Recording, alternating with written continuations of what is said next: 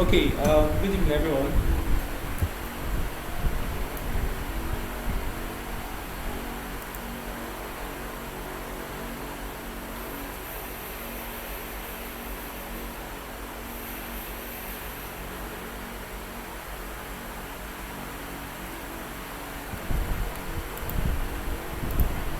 Can everyone hear me? Hmm. All right. So everyone can hear me, right? Please, I need response. So I will know. Can hear you. All right. So, good evening, ladies and gentlemen. Welcome to another product design class where we learn how to create grounding products that will, provide solutions to businesses and the problems that the world are facing at large.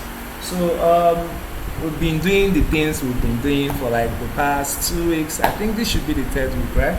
So, I'm going to, at the end of this class, I'm going to be dropping our personal project because we're supposed to start working on our personal project from the third week. We have 3 weeks to work on the personal project. So from this week till the next 3 weeks, we are supposed to be getting our personal projects done. And then our personal project is like a full project, like our personal full project. And then if I was you, I would have, I would suggest that you use this personal project to expand your limits, like try out what you've not tried before. And of course you should know that while you're working on your personal project, if you have any issue at any time, you can always reach out to me. You understand? That is one of the advantages. So I'm going to drop the brief of the personal project. Actually, the personal project is still in line with what we've been doing, but I just want to make sure that we are now designing, because it's from your personal project that I can now drop critics on your design, or probably tell you one or two things that you could do, to make it very, very wonderful. Now, for some of us who are already professionals and masters in it, if you do a very wonderful work, I'll be able to tell you that okay, this is very, very nice.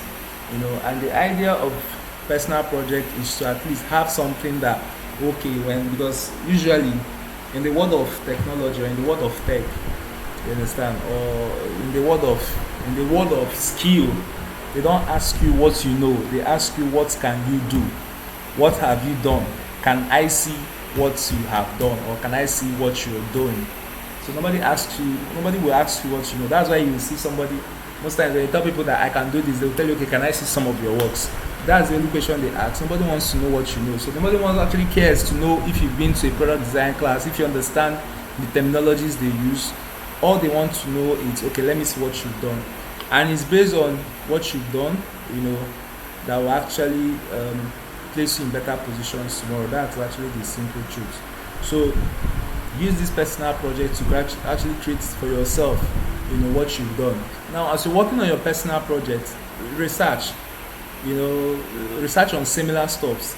Now, the idea of this personal project is after everything, we are going to be doing documentation, or we are going to be doing documentation. So documentation is you documenting your user research process, the design thinking process that you follow.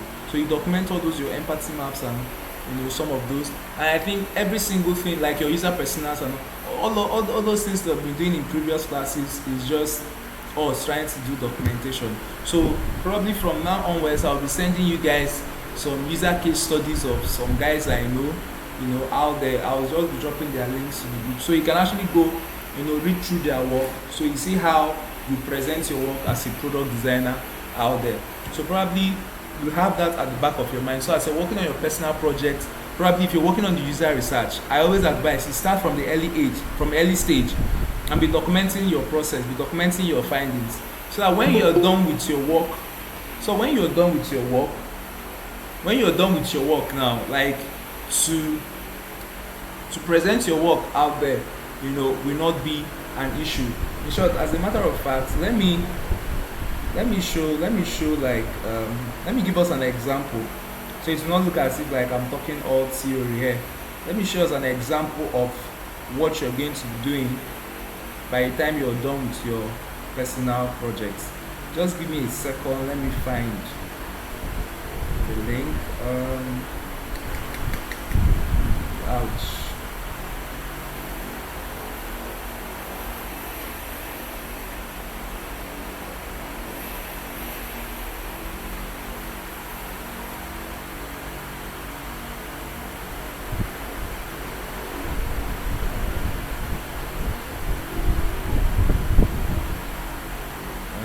Okay. Just give me a second, guys.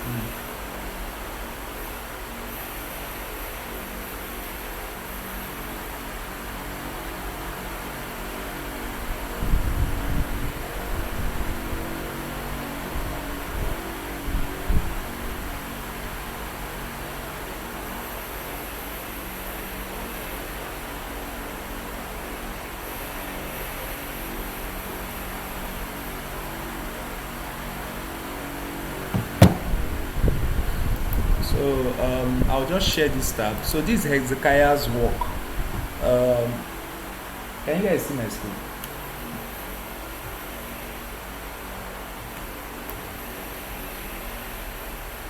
Can you guys see my screen? No, that's not true.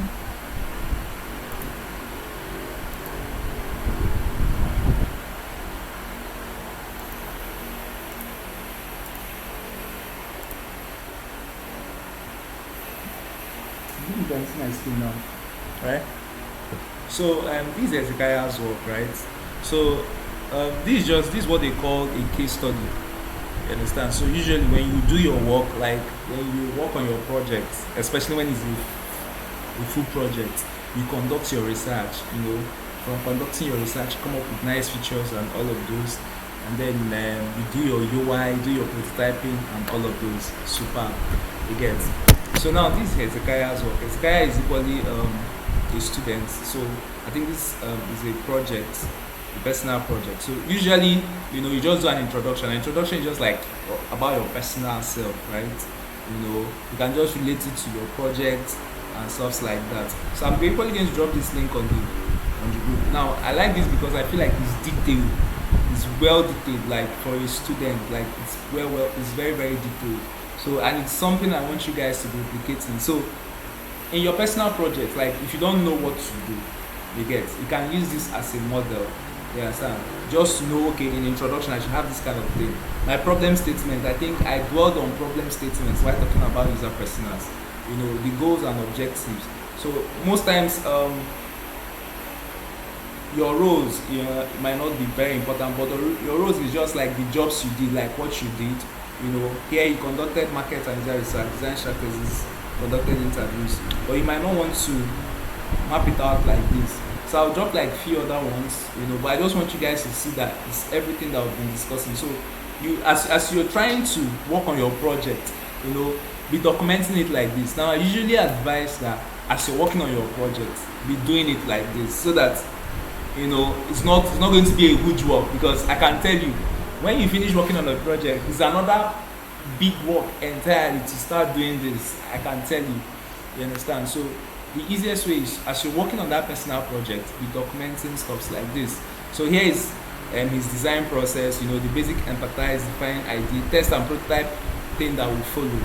You understand? Now project duration is just 4 weeks, but yours is like 3 weeks. So this is tools is used, but basically I'm using Figma and FigJam, and of course Google Forms this time around, please. So the model is Kuda Bank. He was trying to add a new feature to Kuda Bank. I think that's what his process was all about. So these were his questions. So he went ahead to put down some questions he asked during his user interviews and some answers he got. And of course the questions gave him his quantitative and qualitative analysis, and then in his define change he tries to bring in his empathy map and all of those. So it is very very important that you document your process like this, and then his empathy maps. Okay, these are his empathy maps, these are the pain points, and then the paramount problem, which is the main problem, and of course after the main problem you have a potential solution, which is his proposition, So he didn't call it condenser, he called it his proposition and all of those. So he was just trying to document stuff. He was just trying to put these things in writing. Now, ladies and gentlemen, this is how you create your user case study, and that's what you should be working towards creating as a product designer. Usually, after working on a product, it's always advisable that you do documentation for that product. Now, this is how you do your documentation. So after everything, he came up with his flowchart. We've talked about this flowchart. So this is just basically his flowchart. Now, of course, as you're trying to create your stuff, you can try to make it more graphical, and all of those. Then after everything, now this is wireframes, and from his wireframes, he chose his color. And I think we are going to talk about more of colors today in today's class. His typography, yeah, we're going to talk about this area in today's class. And then boom, he started developing his UI, and he's showing you, so you can see the process, you can see the stages. You understand? This is his proper UI. For all, I think he dwelled more on the security page. That's why he's showing you more of it. No big thing, just simple processes, but just follow similar stuff. So that's just it. So these are just all his UIs and everything he came up with. So at the end, he tested his products, got some insights, right? He tested his products, got some insights, and then of course we're still going to do that. That's when you're done developing your UI. You understand? You are still supposed to test your product. Remember that the last stage of design thinking is to test. So after you must have empathize, define, ideate, prototype. Prototyping is like your proper design, like adding interactions. You're supposed to talk about it in today's class or tomorrow's class, depending on what time, if time allows us. Then after everything, you're supposed to test. So testing is like putting out that product to one or two persons, asking them one or two questions, getting their feedback. Probably if they think that probably this button is not too, I can't communicate well with this button, then you can say, okay, what can I add, what can I do? That is just conducting the test. And after everything, you can now say, okay, you actually had your final prototype, and then probably at the end of it, you can put your conclusion, and that is just how you work on your user case study. So ladies and gentlemen, by the time you're done with your personal project, I'm expecting this kind of documentation from you. So just to have something that you can say, yes, I have fully worked on this. So before this class is done, you're going to be working on 2 personal projects. So the one I'll be dropping on the WhatsApp group this night after this class will be 1. You understand? And after 3 weeks, you're supposed to have like another one, and that will be in a different sector. I believe that by the time we are done with that, we'll have something that we can kick off with. So I'll be dropping this link by the end of this class. But having said all of this, let's jump into what we have for today's class. Hope I'm communicating, guys. Hope I'm communicating, right? Yes. Alright, so in today's class now, I'm going to be explaining how you can document your colors, typography, effects, and layer grids. So it's called layer styles or style guide, style guide. It's generally called style guides. So how to create your style guides in Figma. Now, what are style guides? Style guides are key elements in Figma that helps you maintain continuity, in your designs. What do I mean by continuity? For instance, now, if I share my Figma link to each and every one of us, and we are the designers that is working on a particular product, and we are using our Figma as our main software, it simply means that we are going to be in different locations, but we need to work in such a way that we already know that, okay, this is the size of the button we are using, this is the color code we are using, and all of those. So how do we document this thing in Figma so it can enable easy collaboration among designers? Now, for us to do that, we need to create what we call a style guide. So in today's class, we're going to be looking at how to create the style guide in Figma. Now, ladies and gentlemen, to do this is very, very simple. Before this class, I've explained the basic ideology behind components, meaning that if I have a button or an object and I convert it to a component, it becomes my main component, right? By the time I duplicate a component from that my main component, it becomes a child component. You understand? And I try to connect it to the mother-child relationship. Now, of course, that is what creating a layer style does for us. So it's just like a system. So we have our color system, we have our typography system, we have our component system, we have our effect system. I think I should write that out because we're going to follow that system. So we have color system, right? Color system. Of course, I'm calling it color system, but you can call it color guides, typography guides. Just know that these are what guides us while trying to work on our project. Components, I think we've talked a little bit on components, but I'll put it there. Component system, home, effects system, right? So how can we create this stuff? Now, if I create this stuff now and I share this Figma link to each and every one of us in this class, you find out that as I'm creating it, no matter anything you're working on, you will have access to this system. So you don't need to come and be thinking, okay, which color should we use here? Which color? We've already defined all the colors that we're using. So it's just for you to just do what you're doing, pick a color from what we've already defined, and you're working. And it's as smooth as that. So now, let's start with colors. So how do we create our color guides? Now, first of all, let me start with the frame here. I have a frame, right? iPhone 13 Pro, whatever.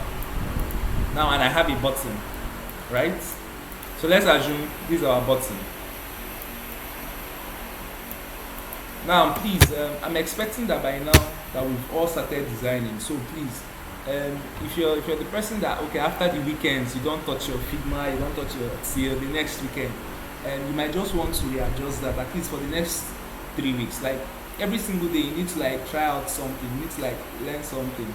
Like do your personal research. Like try to design something so you can actually master this thing. That's the only way you master it. Designing is like mathematics. So you need to like practice, rehearse every day till it becomes part of you. If you actually want to be very, very good, unless you don't want to be very good, So yeah, so I have this, right? Okay, yeah, this is the button, right? So I want to create my style guide, my color style guide. Ladies and gentlemen, to create your style guide, first of all, we are actually going to know your colors, right? We're going to know the colors we are working with. So I'm just duplicating this, Ctrl G, Ctrl G. Now let's just say that I'm working on a project and I've decided that, okay, I want my primary color in that project to be blue, right? So I'm going to choose this blue color. And I want my secondary color. I want my secondary color to be yellow. Yellow, right? Yeah. I'm going to choose yellow. Now I want my accent color to be probably light blue. I want my accent color to be light blue, right? So I'll just pick light blue. So I'll make it this light blue. And then let's just say I want this one to be danger color. So these ones are the colors I use to, pop out maybe error messages and all of those, So I'll just use a red color, right? Now, these are the colors I have decided to be using in this project. Now, remember that I defined a style guide as a key element in Figma that allows us to maintain continuity across our work. So if I'm working with different designers, which of course in future time you're going to be working with, because the one thing about FX skills is that everything is related. So you always find yourself working with one person or the other, anytime you're working on a main project. So if you're working with different people on a particular work, they don't need to come and start stressing themselves, saying, okay, which color should we use? Maybe on this particular page, you see that this person is using a different tone of red. On this other page, another person is using another different tone of red. So to avoid all of those, you have to create your style guide. Your style guide is part of your design system. Your style guide is part of your design system. Very important. Now, why I am not really calling your style guide your entire design system is because we still have components. We still have some navigation bars that are going to create like separately, you understand, to make up your design system. But all these things are just part of your design system. So now I've decided to like create these different colors, So now to save this color in Figma, all I just have to do is click on this color, come to the fill panel here. Now you see these 4 dotted icons. Like these 4 dotted icons is your style, right? So you click on it. Now when you click on it, you're going to see the plus icon here. Now when I click on this plus icon, right, I can now name this. Now I don't want to call it blue. The reason why I don't want to call it blue is that in future time I might decide that, okay, my primary color will no longer be blue. you understand? So I like using standards, and standards is like primary color, secondary color, tertiary color, danger color, accent color, blah blah blah blah blah blah blah. So, but some designers would prefer to just call it okay, blue, red, blah blah blah blah. So, but most times it's always very confusing. So that means it's only where I see blue that I'll replace with blue. You understand? But when you say primary, I now know that okay, this is the main color because primary colors are main colors. Secondary colors that supplement the primary colors. So when you're using the 50-30-10 rule to design in your work, that means 60% is primary color, 30% is secondary color, 10% is accent colors. So that's the standard. So it's better you always use, the standards name. So I'll just call this primary color. And after doing that, I can now say create style. Ladies and gentlemen, the moment you do that, what Figma does is that it saves this thing. So if I come to this my button now, I don't need to think which shade of blue am I using. I just need to click on it, come to the view, come to that four dotted icon, and I will see the blue there saved already as primary color. Then I can click on it. Now I have chosen this color to be blue. Am I communicating, guys?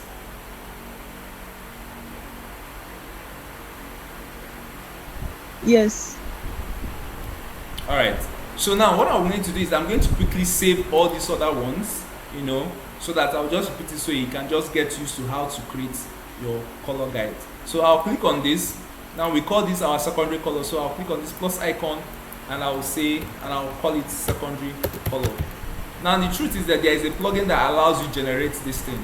But how would you understand how the plugin works when you don't even know how to create it manually? Like before the plugins were out there, like this is the default way to create your color systems. So I'm showing you guys how to do it manually, and after showing you how to do it manually, I'll equally show you plugins that you can actually use to create these things, to make your work easier and faster.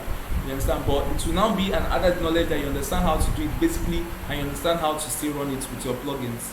So now this, we agree that this will be the accent color, right? So I'll make this accent color crystal, right? Now this is, we decided that this will be our danger color for error messages. So I'll call this danger color, and then I'll create that.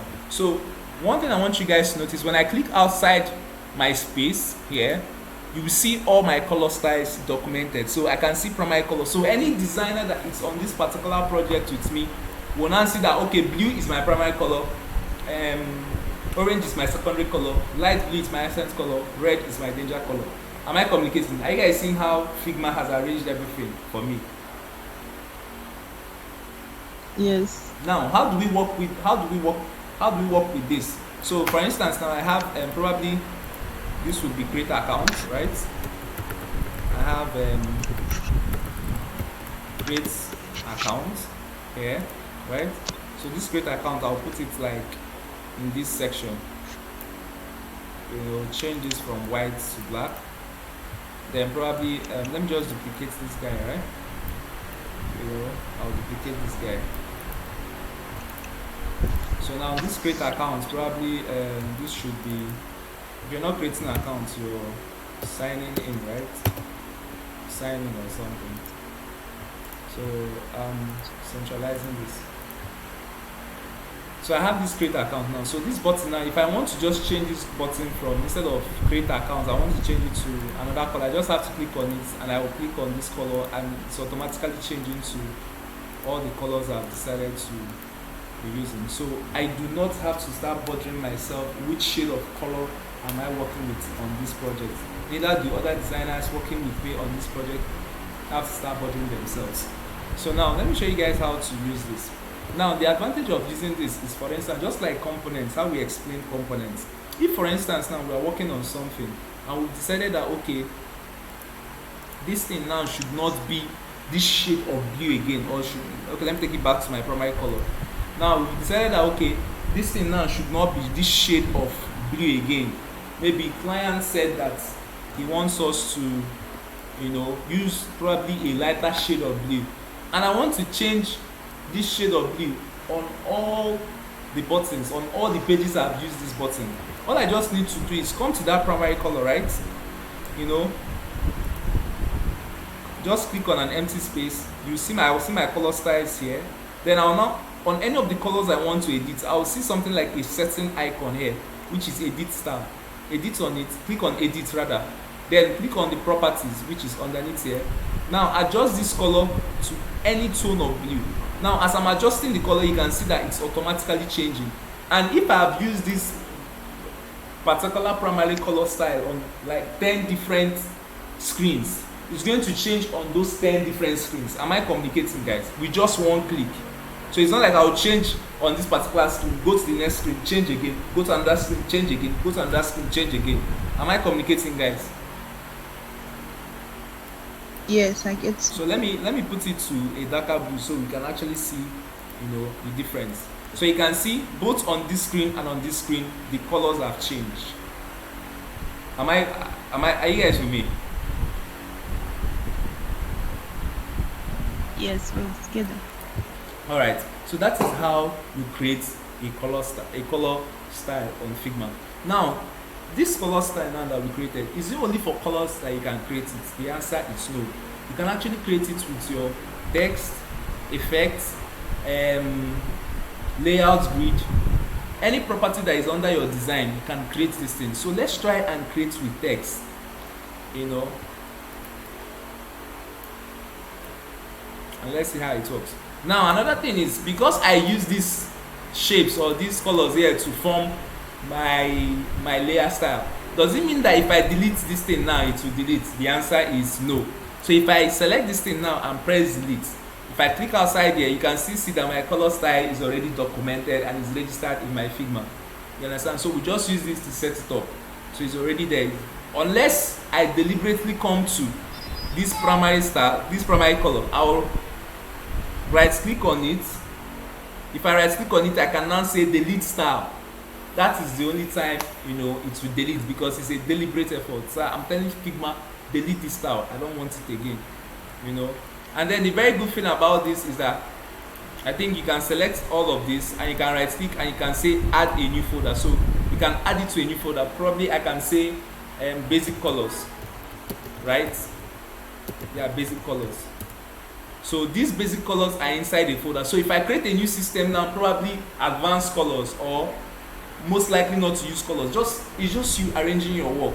You will now have it inside another folder. So if there's a project that we're working on and we have like basic colors that we're going to use, and then we have like probably not too basic, these ones can just come in. Probably our illustrations can take these shades and all of those, or we can say illustrated colors. So those are the colors that we're going to use for illustrations and all of those. You can still put it in a different folder. So any designer that you're giving your project to continue from where you stopped, once he comes to your color system, you understand, if he clicks on it, he will understand that okay, this is what you're doing here, and he can continue, and he can continue from where you stopped. So now let's try for typography. Now how do you create your typography system or your typography guide? Now this is how I do mine. Now remember, this is the manual way. I'll still show you guys how to run it with plugin. Now usually you have something like heading 1. For some of us who understand a little bit of programming, you understand, we have H1, which is heading 1, right? Heading 1. So I'll just duplicate this and I'll duplicate it like 6 times, right? So I have heading 1. You can have heading 2, right? Heading 2. Now I can call this subheading 1. So I'll just use subhead 1, subhead 1, and this subhead 2, right? And this one I'll just make it subhead 2.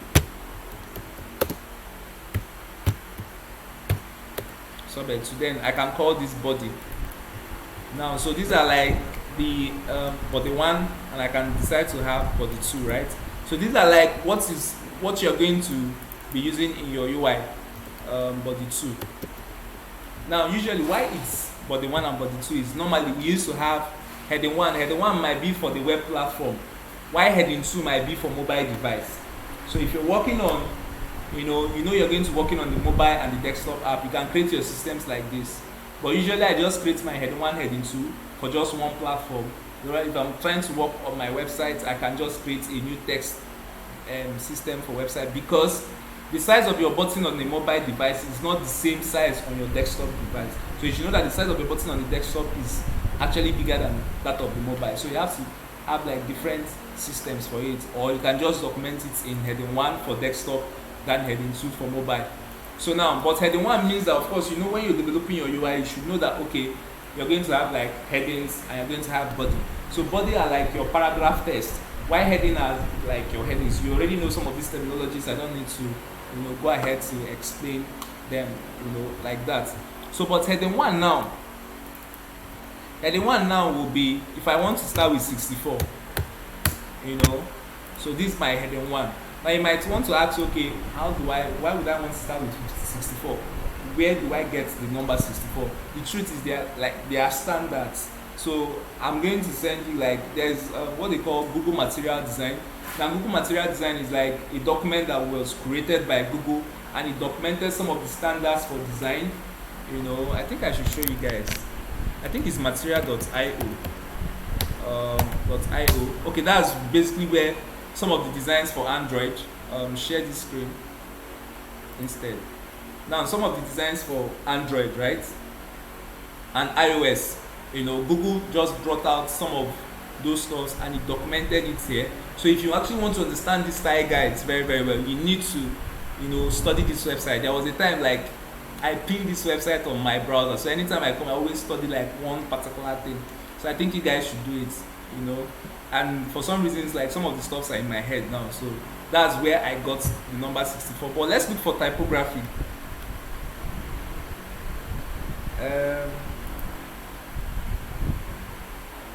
So yeah, design. Let me just come to typography, right? So these are like, you can see they have these are different systems. So if you're trying to create elements, navigation, colors, we just talked about colors, right? So let's try color system, right? Let's see what we have there. You can just scroll down. So these are just the stuff that we created, we documented it, so yeah, something like this. But this is for when you're doing documentation, right? I just showed you guys when for designing, which I'm going to show you guys how to create some of these stuffs in Figma just in today's class. But this is it. This is what we are talking about. So you can just look at it to understand how these things work. So read it up. I'll just drop the link on the group. But we're talking about typography, so I'll just go to typography, the type system. So you see heading 1. I'm just scroll H1, H2, and you can see the values. It has standards 96, 60, 48, 34, 24, 14, down to. So basically, this like the standard. This like, and there's actually a mathematical formula that they use in creating some of these figures, but you might not want to bug yourself. It's but if you want to actually understand deeply how some of these things come about, why is it 36, why is it 64, why am I using the golden ratio rule, you understand, you can just want to read up some of these stuffs and you understand how the math is done, just to give your work, just to give you like a better experience, make you more professional in what you're doing. But let's just jump into what we're doing in class, because there's a lot of things to discuss when we're talking about systems. So so this H1, so I might decide that okay, I want to start with 64. So 64, it means that 64 is going to be the biggest text that you will see on my screen. So there's no text size that is going to be higher than 64, right? So 64, right? So I've decided to use 64 as my heading 1. That means if I'm using 64 as my heading 1, that means my heading 2 will be 58. So I'll change heading 2 to 58. So I'll bring this up. Now if this is 58, that means subheading will be 48. Sorry, 46 rather. 46.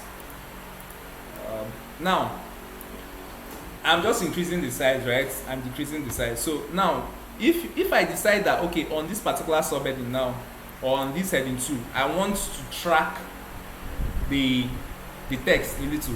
So tracking is like the distance between each alphabet, in your word. So the distance between each alphabet. So what I mean by that is if I click on this text, in this option now you will see letter spacing. So I can decide to track it just like this. Now if you decide to track it like this, and then after you have done maybe probably adjusted this the line height, probably adjusted the line height, or anything you do to this text,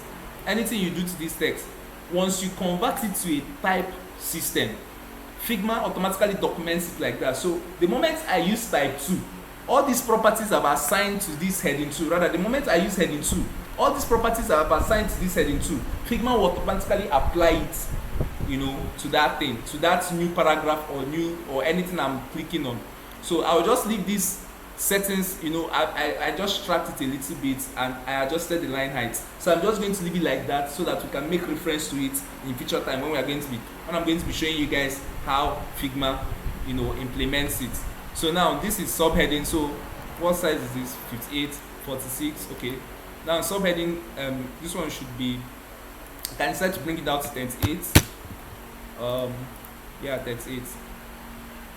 So this 38, then this could be 24. Yup, 24 is correct. And then this other one could be 16. Yeah, 16. So I've decided I've built up this. So this is how I have it. So heading 1, heading 2, So now I've done this. But if you leave it like this now, or usually, sometimes, if you understand the progression or how to do the maths, or basically the maths is simple. Just use even numbers, subtract 4 or 8. That's just basically the maths. But I think there's a formula on Google material.io, Google Material. So if you like maths, you can be applying the maths. But if you get used to it, it's still the same thing. So that's just basically how it works. Now, but the thing is, if you leave it like this, if another designer is working on this project, the designer might just have to be generating their own, numbers. And if the designer probably does not know about the standards, probably they can be using like probably 24 point something, because there are sometimes you might be looking at it, you just like, okay, let me just use the scale tool and increase this thing small. And of course, when you're increasing like that, you're not working with decimal points, and we don't want to have that kind of thing, because generally it might make our work look a little bit distorted and then off balance and stuff like that. So we need to document it, we need to register it on Figma, so it will now serve as a system. We need to use it as a system. So to do that now, we will now do the same thing that we've done for our colors. So let me just do that, but this time around I'll come under the text panel. We did it for color, so we did it under color panel, but this time around we're doing it under the text panel. So these 4 dotted icons that are here, I'll click on them, see this plus sign, I'll click it, and then I can name this one heading. I can decide to use heading 1, but usually I normally use heading and then probably add 64.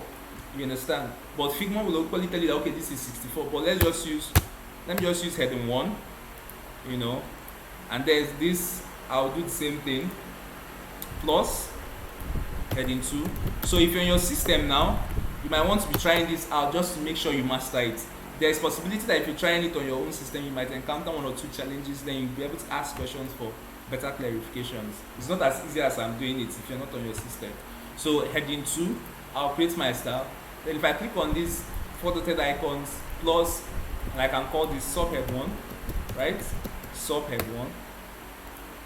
Then click on this plus, click on the plus sign, subhead 2, right? Subhead 2. Then this is body 1 plus body 1, and then I will now create my body 2. So plus, and then I can call this body 2. Now you must not use like heading, subheading, body 1. You can use anything you want to use, but just make sure that once somebody is reading your system, because the reason for creating this system is so that other designers can understand what you're working on, especially when you're working on a collaborative project. So just make it in such a way that okay, if I'm looking at it, because if I'm reading your documentation, I actually understand what you're doing, and I don't need to like start causing myself stress to create new components and all of those. So ladies and gentlemen, when I click outside in an empty space just like this, you will see that my text styles have been documented. So you can see that my heading 1 is 64, and the set at auto, the properties of the heading 1 is set at auto. My heading 2 is 58, and it has a 101.2 track value, and then others are auto. So you can see that Figma documented that this is 102 track value. So now if I come here now and say we love to Sorry, why am I typing? We love to know you. Is that the correct? Is that the love to know you? And then yeah. So now, ladies and gentlemen, I don't need to come and start budging myself which size should this thing be, since it's a heading on this particular page. Which size should it be? Instead, I'll just come to my system. Since I've already defined what everything is, I'll come here, I'll click on it, and I'll change it to probably heading 1. So heading 1 is too big, right? And I can bring it down to heading 2. But now heading 2, now you can see that it's spaced out. So because this size I'm working does not suit this mobile app, I'll change this from heading to subhead. So maybe the size could work. But you can see that in my heading 1, the texts are not tracked, right? But in my heading 2, it's tracked. So Figma automatically applies that property on anything you're clicking on, for it to apply the property on. So I'll just change it from heading to probably subhead 1. Yeah, subhead 1, I like the size, so I can just keep it like this. So if, as I'm seeing this now, probably I want this to be bold, right? I want this to be bold. I can just come back. If I click on it, I can come to this subhead 1. I can click outside here. Like I click outside, then I'll come to subhead 1. I'll click on the edit style. Come here, change it from regular to bold, so that it can update. Am I communicating? Now, if you want to change the font, probably I don't like this font. I'll come here, click on the font listing, probably choose any font I like. Probably which font I should try? Pantone. Pantone is not here. Monstera is the same thing.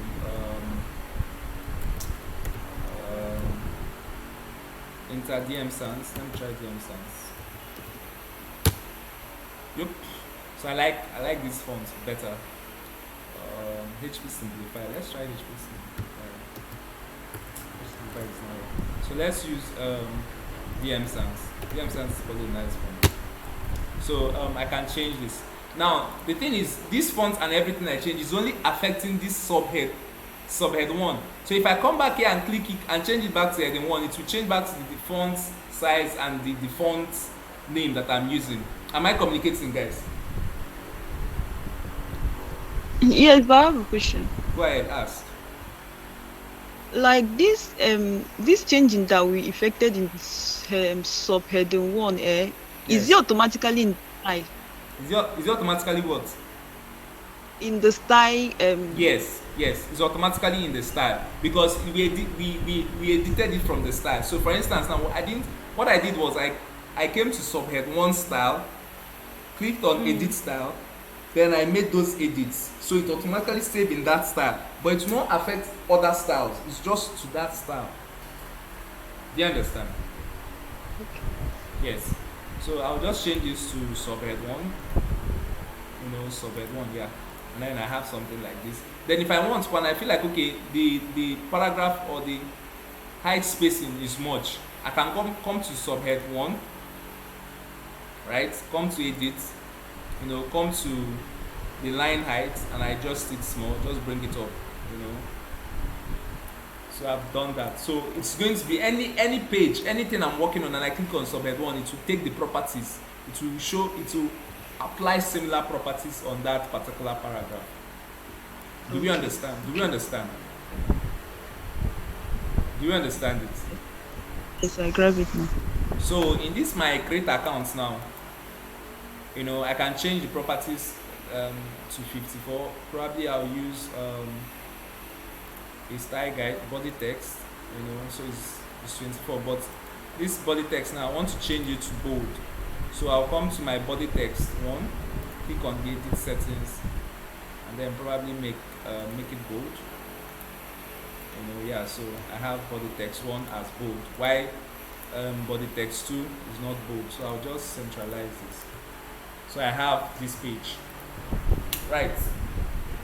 Now that is how we create our color and type guides manually. So I've shown you guys how to do this manually. Let me show you guys how you can create this thing with plugins as well, without going through all these things. But I needed you to understand the basics, like the foundation. So because like, what's the essence of using plugin when you don't even understand the basics, how it works in the background or what it does? You get. So but before I do that, let me show you guys the effect system. So the effects works the same way the color and the type works. The only thing is, if I come back here, If I come to my design now, I want to create probably effects. I want to create a drop shadow, a dark and a light drop shadow. All I have to do is, just pick, just create it. Let me not create it on that works. Let me create it outside, right? Now these things, now as you're creating these things, it's equally very good that you document them. But I'll show you how to just do a very quick documentation of your work, so you don't go through like trying to do them like the way I'm doing.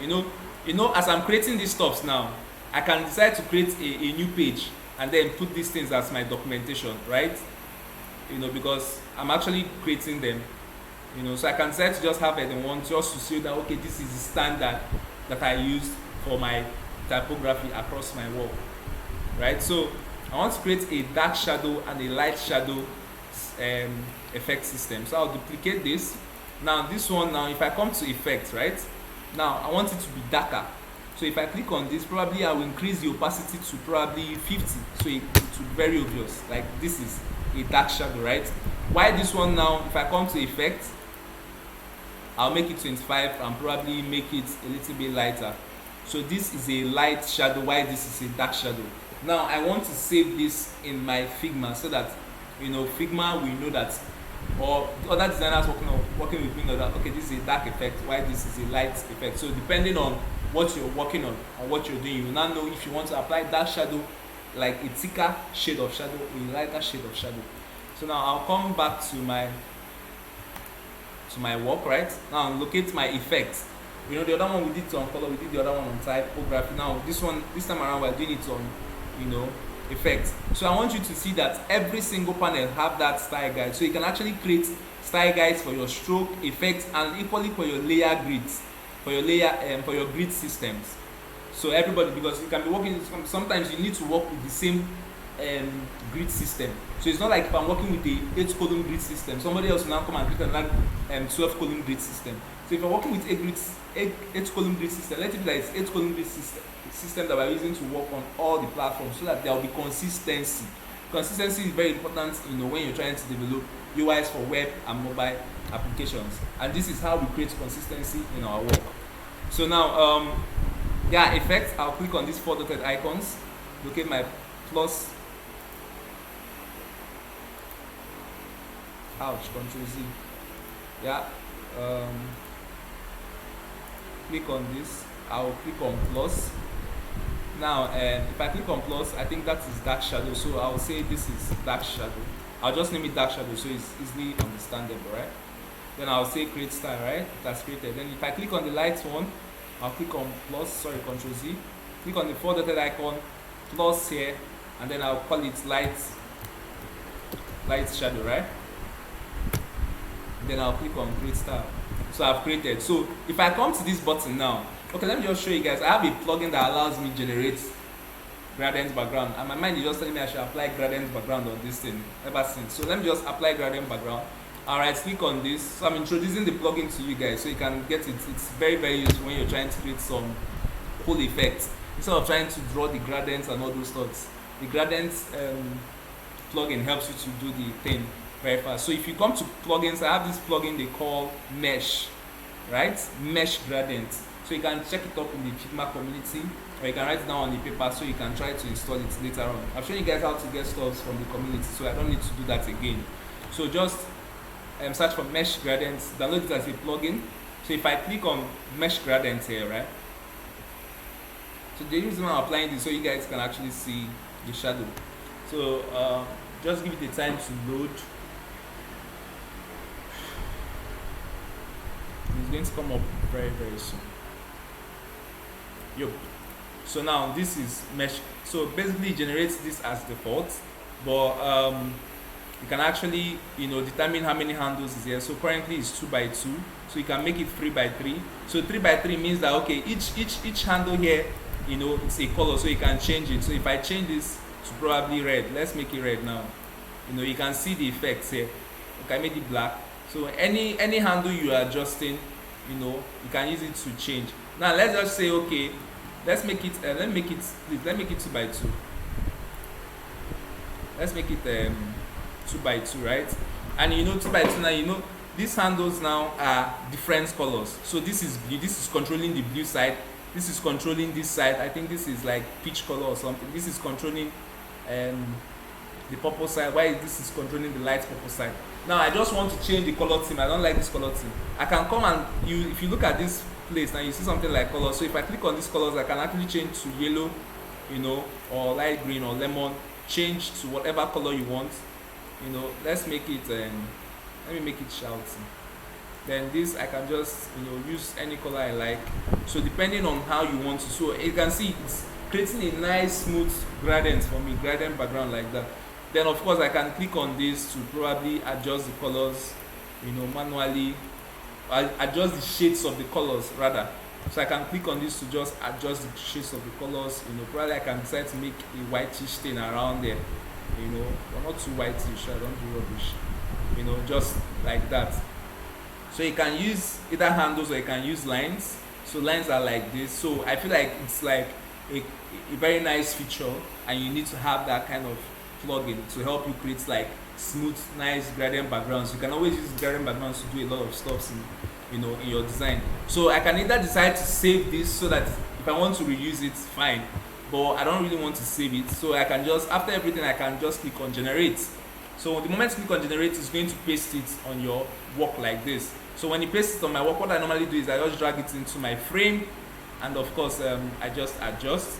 So I'm not seeing anything because it's on top of everything I've done on that frame. So I'll just pull it down so I can see something like this.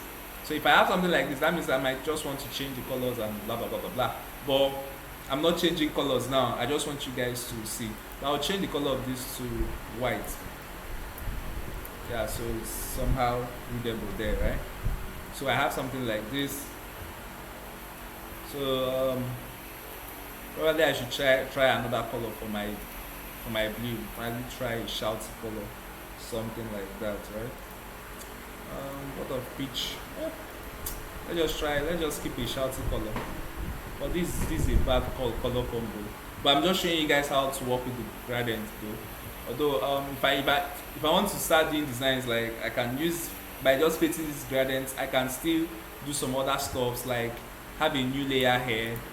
I can just have a rectangle here, and from this rectangle now I'll just come to this color, change it from this to linear, then I can change this to probably something nice or something, just like that, and change this to probably this color, then reduce the opacity, right? Then I can drag it down, so then drag this up, so I can just start doing stuff, and before you know, I just have like an interface, then I can have a white background there, right? And then I will now bring down the opacity of the white to around 40 or maybe 80. I'll probably adjust the colors to,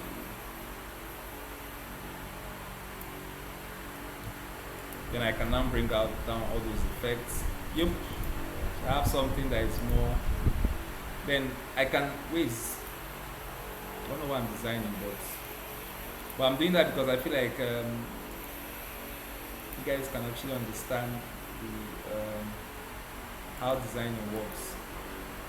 So I'm just trying to bring out let me try darkening.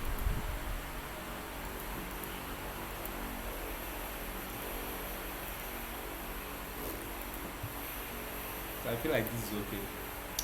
So where is my blue button? So I just did all these things just to bring out my blue button, bring my blue button back. So I'll click on this. Sorry, I'll bring this up.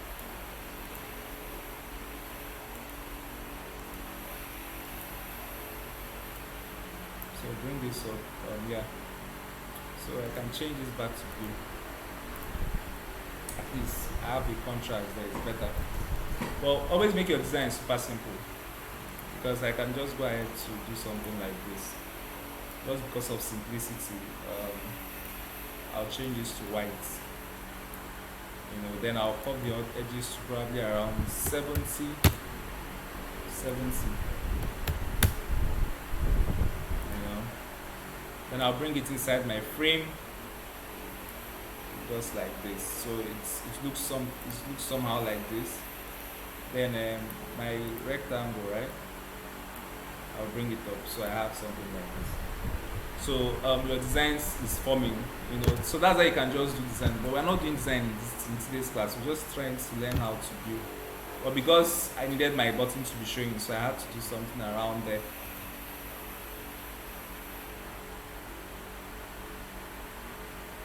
Are you guys with me? Yes. So now, this is my button, right? So we are trying to apply the shadow. We've created the shadow style. So I can now click on it. Let me zoom in. So I can click on it and then come to effect, right? You know, I already have my style saved, so I'll click on this. So if I need a dark shadow, I'll just select a dark shadow to apply a dark shadow. But if I need a light shadow, I'll just click on this and switch over to a light shadow to apply a light shadow, you know, just like that. So of course, I can run a plugin. I have a plugin that generates illustrations for me. The name of the I have a lot of them. Well, let me just look for one that I can introduce us to. I have humans for Figma. I have story sets. I think I like using story sets.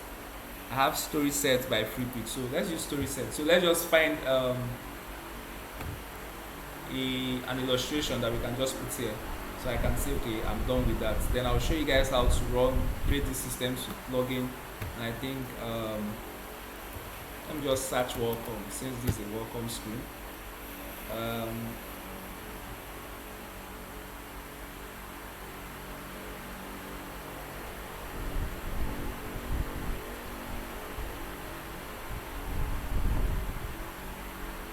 Which one will I use?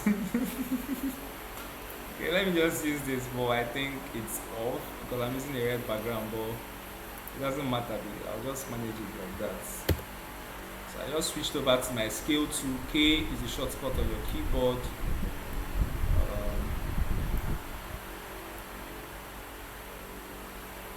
I'm just reducing it small, and then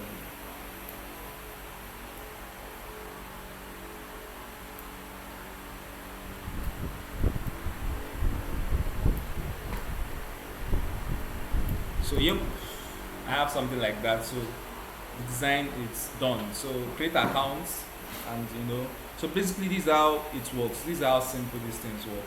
But remember, keep your design super simple.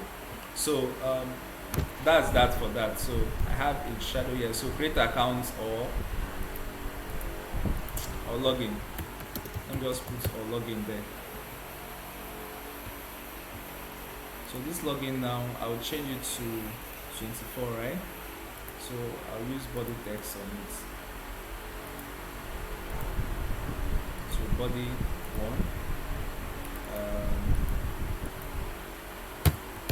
This should be capital L. So I have this, and I can decide to change the color from black to my blue. So I have that there. So that is how you work with your color style. So as you can see, I was not choosing color, I was just using the colors that I've already, you know, created in my work. So that's how any designer that is that you're working with on the project. So if you guys have all these your styles already mapped out, you know, you can just be using from there. And of course, when adjustments is being made on any color, it updates automatically on every single thing. So you don't need to come and start updating one after the other. So I haven't shown you guys all of this. Let me introduce you guys to some plugins that can actually help you to generate this, you know, very, very fast. So the first plugin I'm going to introduce you guys to is, I think I've done that in class, is the styler. Okay, let me show you guys styler first. Now styler, I have two styler plugins. One does it like, let me just show you guys how it works. So if I know that, okay, these are the colors I want to work with, and I've chosen the colors. So this one now is red. Don't worry, we just have 15. In the next 15 minutes we'll end the class. My spirit told me that somebody is feeling sleepy already. So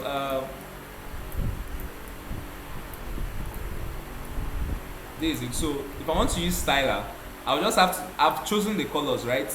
But styler will pick the names from the layers. So in my layers now, it's ellipse 1, ellipse 2, ellipse 3. So styler is going to name it as ellipse 1, ellipse 2, ellipse 3. So if I want to, if I don't want it to name it ellipse 1, I have to come and change the name now. Of course, I can always edit.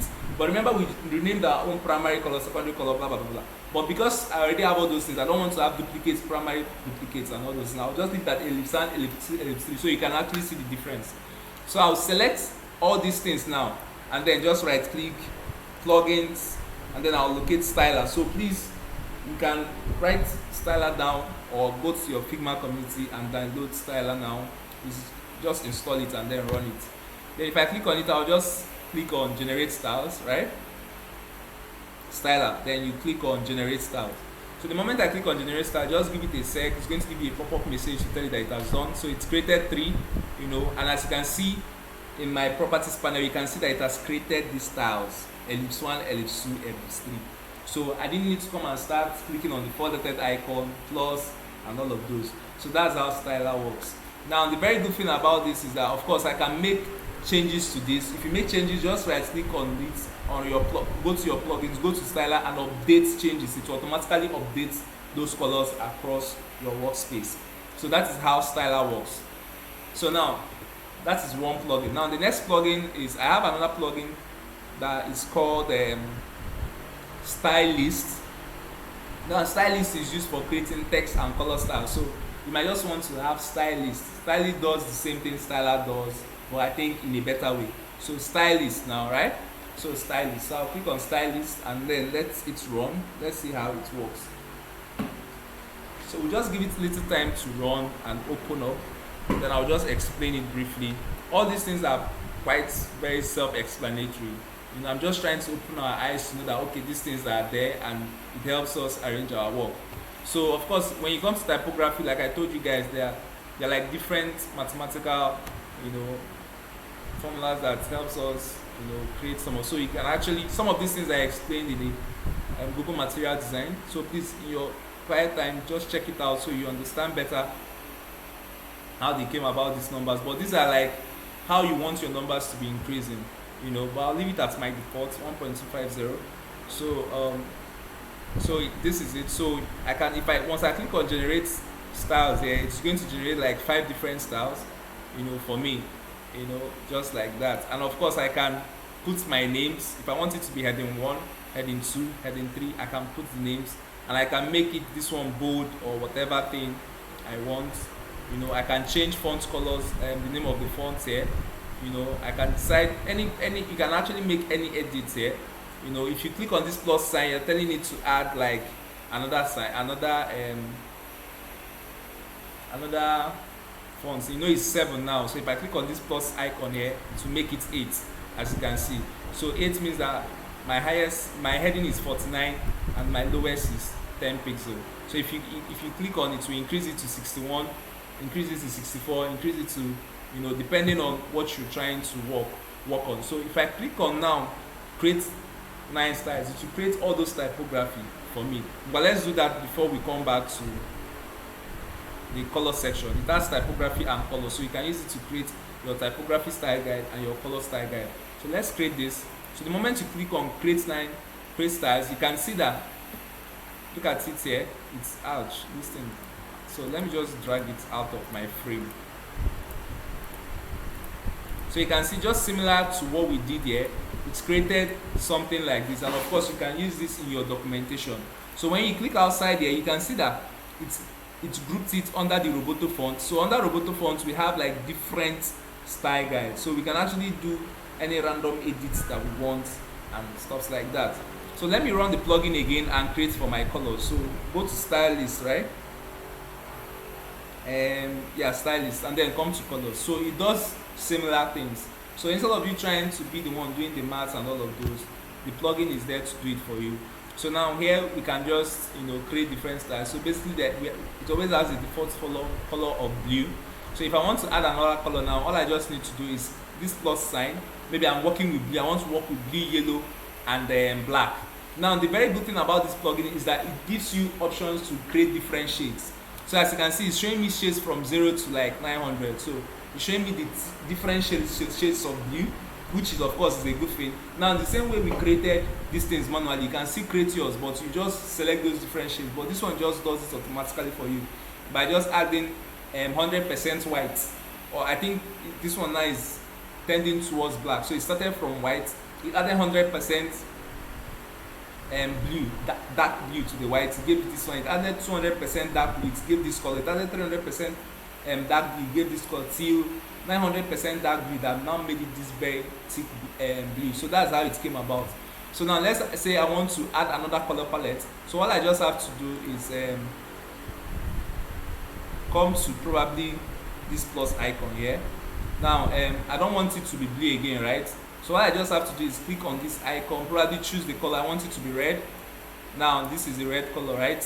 Now I will pick this color code. This is the color code. I will copy it, you know. Now I'll copy it, I'll come back to this place and I'll paste it, Ctrl V. As you can see, it has changed red and it has shown me different things of red. So I can do that for probably another color, yellow. So I'll try yellow, right? Is it yellow? Let me try dark purple, please. Yellow will be too shouty. Even this one is still shouty, but just for the purpose of the class. So I've copied it and I'll come back to these shades and I'll paste. So I can now rename this, you know, instead of, okay, this blue, I can rename this to red, or probably let me use blue. Instead of blue, I'll call it blue primary, you know. Then I'll click on this blue to change it to red secondary, right? Then click on this, change it to which color is that? Purple tertiary or purple accent. Let me just use purple accent so I know. So the moment I do this, of course you can adjust this from start to end. You know, you can just adjust the things, you know, and you can adjust the brightness, how you want it, how bright you want it. You can just make some of those, you know, adjustments. Just feel free, just freestyle with it, and then create, you know, your palette, your color palette. So it will go around, it will go ahead to create that color palette for you. Ouch.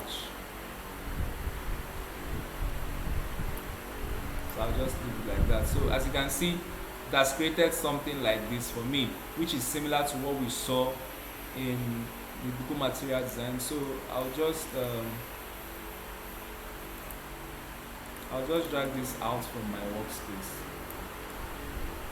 I can bring it down like this. But the very good thing about it is if you come here, you can see it here. Okay, these are the ones I created. You can see blue primary, it's showing me different shades of blue. Red secondary, it's showing me different shades of. So I will now be the one to decide, okay, I want to be using 700 and the thickness of the red is 700, you know, for error message. Then probably the background would be like 200 thickness, like the background color. So I'll now be the one to now know how to use some of those stuff. But this is how the plugin helps us to document. So we don't have to now be thinking, okay, which color should we use or which color should we not use. Am I communicating, guys? Is anybody confused? No problem, I've got it. Is any other person confused?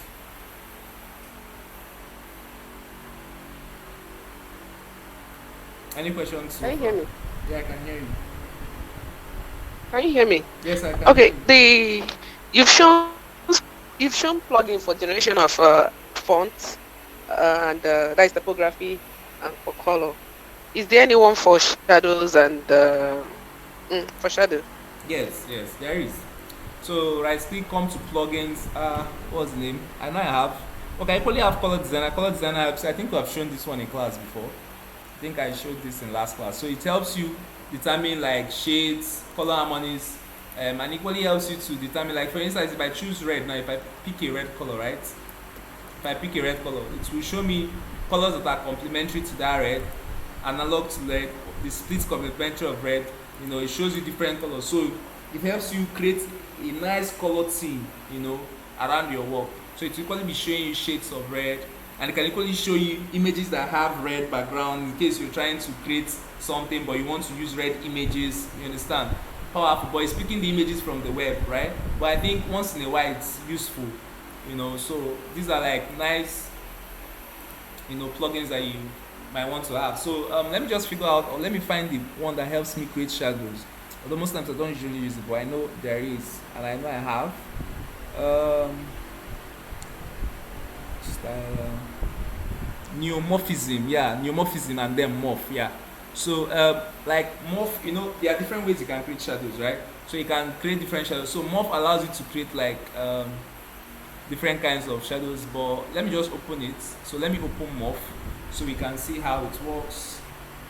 So now these are different shadow effects. So if I want to create a shadow that will look like a skew, if I want to create a neon kind of shadow, if I want to create a glitch kind of shadow, so these are like different kinds of shadows. So for instance, now how will I use this? Let me click on this, and then let me just change this color to something light, right? And then this is my button. I'll duplicate it to this particular page, and then I'm clicking on this. So I'm clicking on this guy.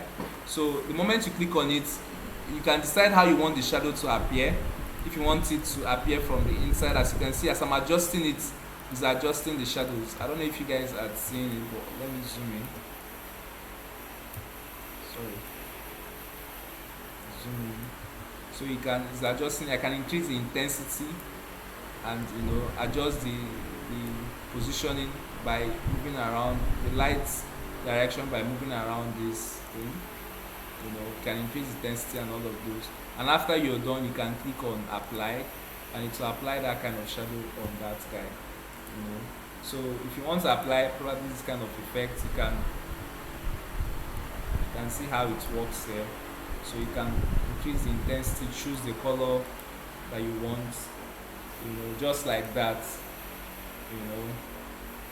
Ouch, sorry, I wanted to say without background. It has a background. Control Z, sorry. So I want to click on this, and then of course I can select the without background, so you can see the effects here. So you can just use it to create like very random things, increase the intensity of the lightning, so you can use it to do some nice stuff. So you can see sorry, increasing the showing this back to 100. So you can see some nice stuffs you can create, and all of those. So this is like another shape, but it's on top, so this can actually stand alone, but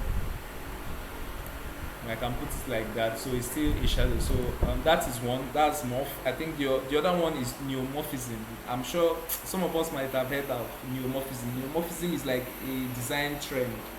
There was a time it trended so much, but I'm not sure it's trending now. But neomorphism is like trying to use shadows to create some nice depth effect or perspective effect, right? So I can just try that neomorphism. Where is it again? Yeah, here. So when you select it, it pops up just like the way this guy works.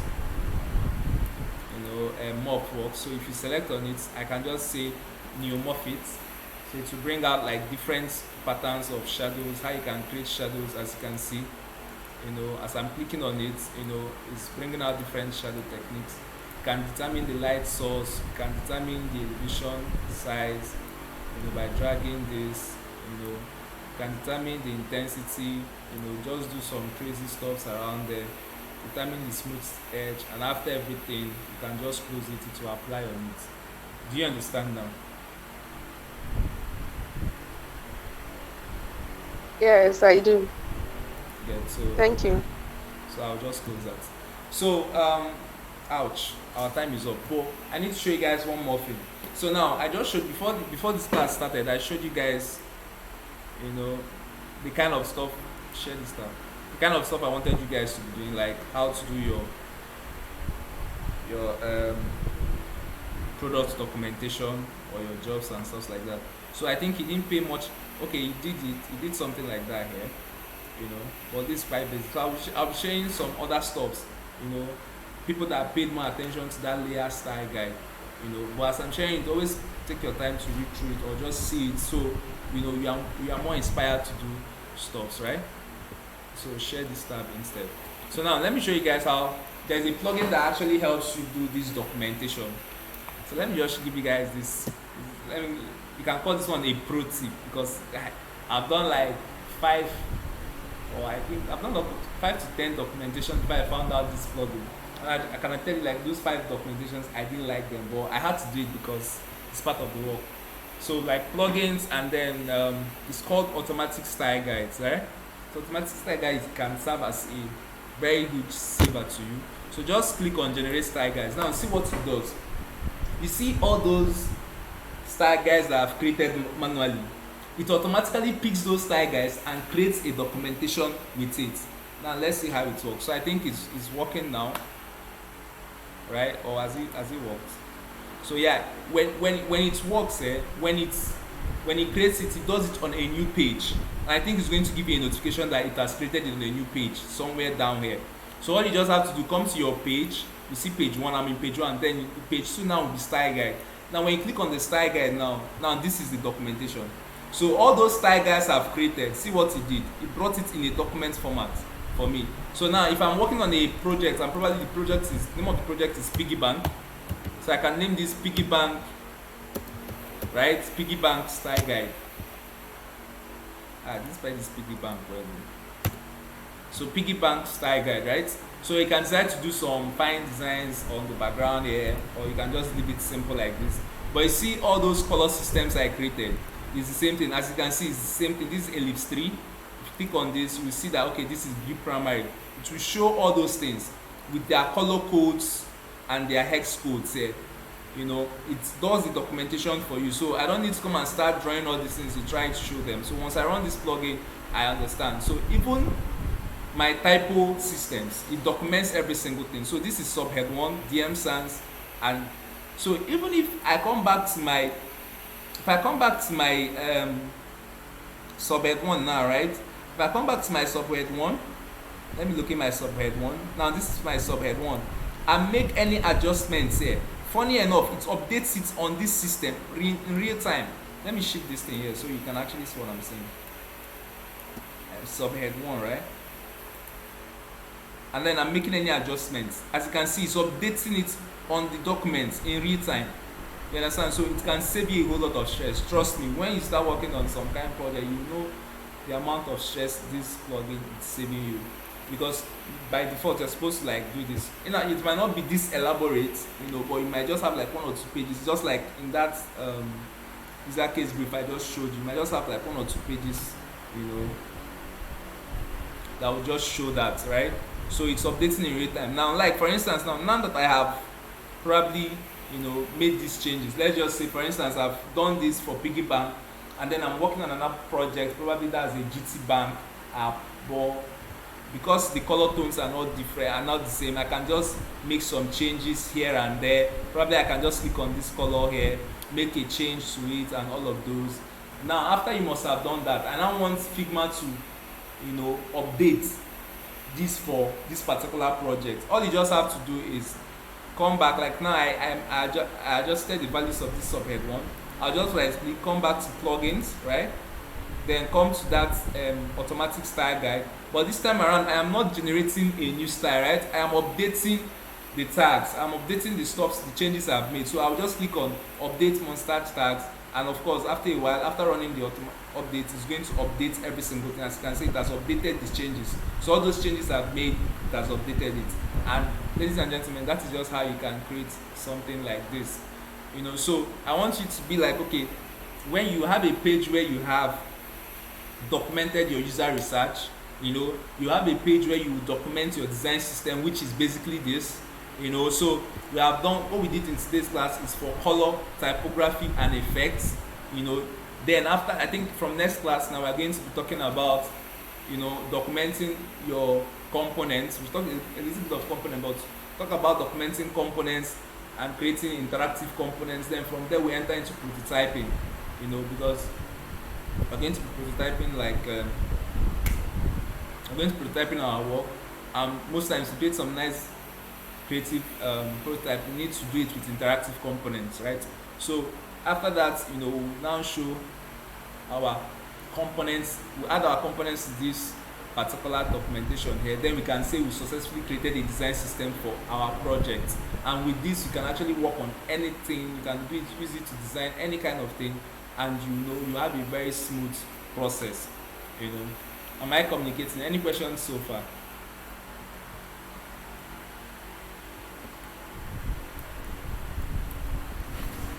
Any questions so far?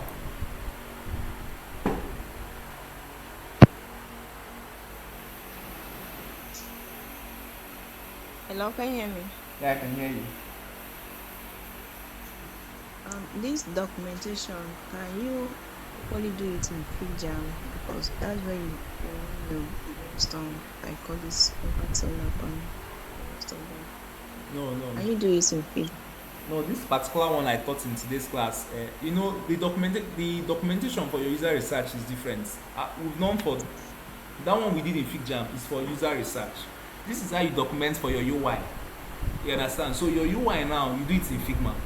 Do you understand? But of course, when you're done with your project now, you still have to present. You still have to like come and design screens like this. You saw, share this tab. You saw how this guy did his own. So there is possibility that this guy now, like this particular stuff, like this flow charts now, he did it in his Figma. You understand? Of course, after doing it, you can always save it.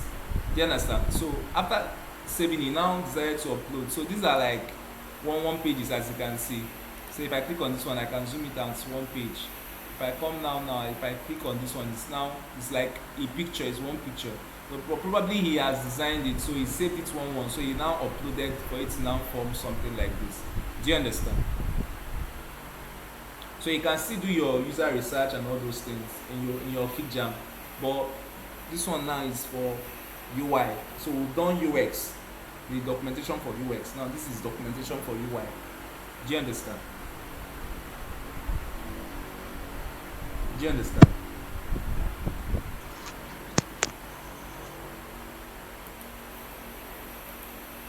Are you still there? Nothing is. When are you going to send this video to this class? It will be on YouTube this night. Like it goes straight to YouTube, so it's easier that way.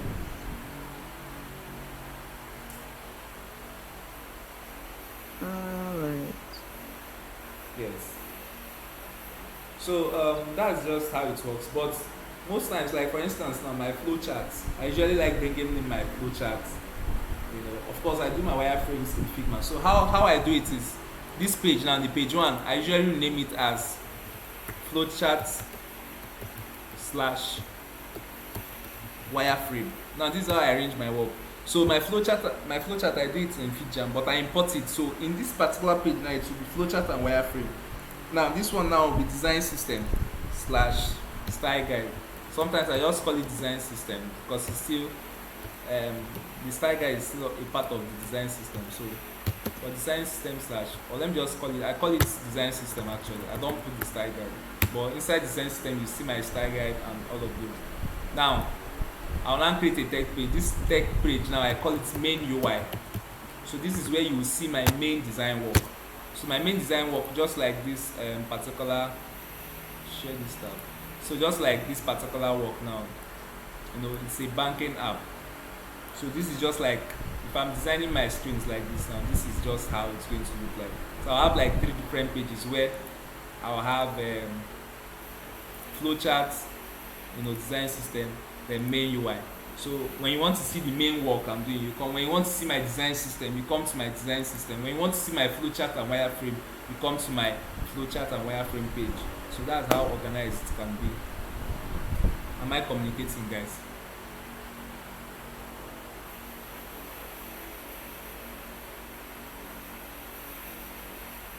Yes. All right. So if there is no other question, I would like us to stop here for now because of time. I will continue tomorrow. So I'll just drop the project, like I said, our project started this week. Personal project started this week, and I've given an introduction on how to go about your personal project. So use it, task yourself, put in your best, do your personal research, see what other people are doing. Use it to learn more. If you have any questions, you can always reach out to me personally for verifications and all of those. Every single thing we'll be doing in class, do it, put it into this personal project. That's the idea. Although the personal project is still in line with what we've been working on, I didn't want to give us something entirely different, so we don't just get confused. So let's just still follow the line that we're already doing something. So let's have a model, then you can now start trying out different kinds of product development. So I'll drop the tags on the group, and then any other information I'll drop on the group. So we'll call it a day here. Thank you very much, guys. Gracias, monsieur. Yeah. Right. Thank you, Phil. Thank you. Good night. All right. Good night.